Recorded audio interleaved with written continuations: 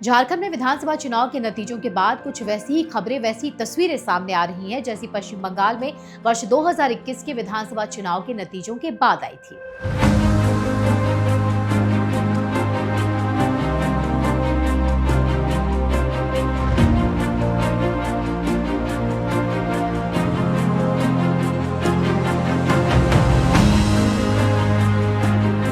दरअसल कुछ ऐसा ही पैटर्न झारखंड में भी दिख रहा है।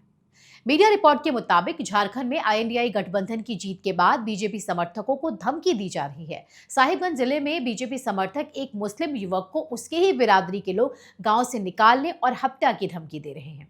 23 तारीख को चुनाव के नतीजे आने के ठीक दूसरे दिन 24 तारीख को साहिबगंज की मोहम्मदपुर गांव के इमाम मिर्जा ने पुलिस में तहरीर दी।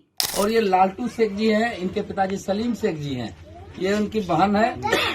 तो इन लोगों ने मुझे वोट दिया था, गमालियल हेम्ब्रम को, भारतीय जनता पार्टी को, मोदी जी को, कमल फूल को इन्होंने वोट दिया।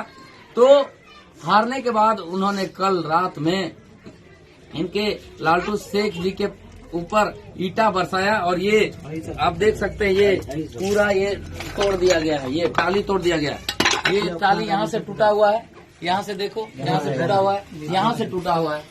और इस तरह का ये पत्थर भी और ये ईटा भी, इस तरह का बड़े बड़े पत्थर ईटा, इससे ये लोगों ने वार किया है। कथित तौर पर आरोपियों ने पीड़ित से कहा, तुम कमल फूल में वोट दिया है इसलिए हम तुमको गांव से बेदखल कर देंगे। उधर मधुपुर में एक और बीजेपी समर्थक के घर जेएमएम के कार्यकर्ताओं ने हमला किया। यहां से जेएमएम के हफीजुल हसन ने जीत दर्ज की है। रिजल्ट के दूसरे दिन उनकी जीत की खुशी में मदनकट्टा इलाके में विजय जुलूस निकाला गया था। ये जुलूस जैसे ही बीजेपी समर्थक संजय गुप्ता के घर से आगे से गुजरा, इसमें शामिल कुछ लोगों ने उपद्रव शुरू कर दिया। भाजपा नेता निशिकांत दुबे ने इस घटना की निंदा की है। उन्होंने आरोपितों पर कड़ी कार्रवाई की मांग की है। वहीं बीजेपी की पूर्व विधायक सीता सोरेन ने भी चुनाव के नतीजों के बाद एक वीडियो अपने ट्विटर हैंडल से शेयर करते हुए एक बड़ा पोस्ट डाला है। इस वीडियो में सैकड़ों लोग हैं जिनके हाथों में कांग्रेस पार्टी का झंडा है। साथ ही सुरक्षा घेरे में कुछ महिलाएं भी दिख रही हैं। शोर शराबा कर रही भीड़ उन तक पहुंचना चाह रही है। ये कोई झारखंड की आम महिलाएं नहीं बल्कि बीजेपी नेता और पूर्व विधायक सीता सोरेन की बेटियां हैं। सीता सोरेन ने अपने ट्वीट में लिखा है कि कांग्रेस कार्यकर्ताओं द्वारा इस तरह से अपमानित होते अपनी बेटियों को देखना दुर्भाग्यपूर्ण है। उन्होंने लिखा कि बस डर इस बात का है कि सुरक्षा होते हुए इन गीदड़ों में इतनी हिम्मत है तो बेसहारे गरीब महिलाओं बेटियों को क्या नहीं झेलना पड़ता होगा। कांग्रेस जहां भी है वहां महिलाएं असुरक्षित हैं।